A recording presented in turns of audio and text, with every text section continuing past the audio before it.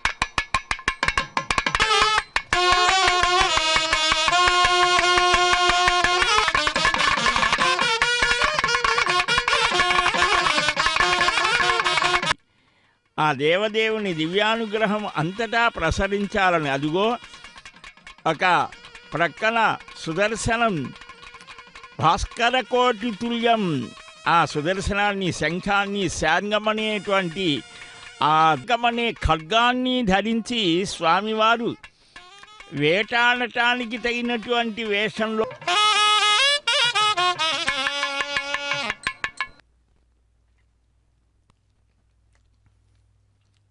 అరణ్యక జీవనం అంటే చాలా ఇష్టం.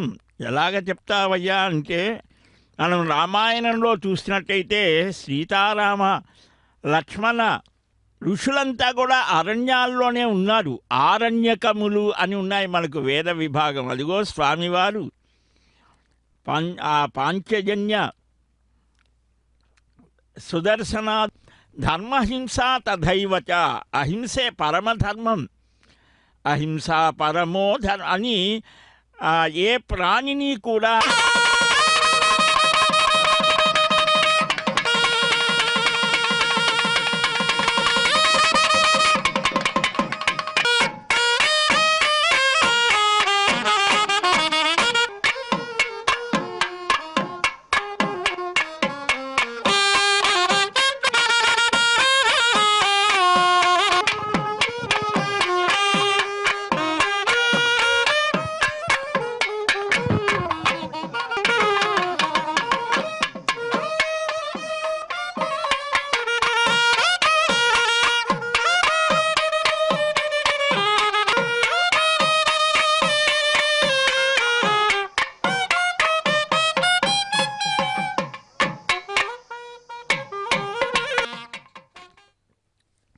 స్వామివారు దివ్య ఖడ్గ దివ్యాయుధధారి అయి నాటి యొక్క దివ్యమైనటువంటి ఆ విశేషాన్ని మనకట విభుడు ఈనాడు అది సంసార సింధుస్తదా స్వామి కళ్యాణాద్భుతగాత్రాయ కామితార్థప్రదాయిని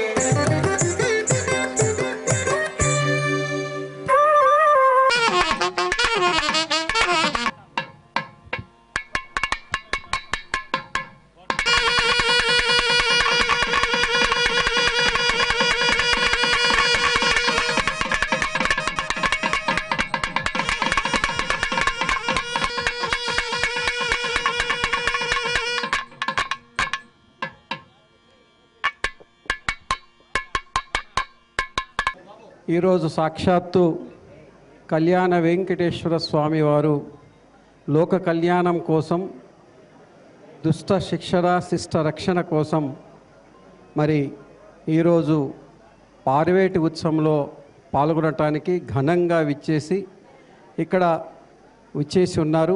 ఈ ఉత్సవానికి చాలా మరి ఏర్పాట్లు, ముఖ్యంగా అయ్యవార్లు అందరూ ఉత్తమంగా దీన్ని నిర్వహించారు. వారందరికీ నా యొక్క కృతజ్ఞతలు. ముఖ్యంగా మరి పార్వేటి ఉత్సవం అంటే సాధు జంతువుల్ని కాపాడలాగానే వారి భక్తుల్ని నేను కాపాడుతాను, నేను ఉన్నాను మీకు అని చెప్పి అభయమిచ్చే స్వామి ఆ వెంకటేశ్వర స్వామి, ఆ కలియుగ దైవం.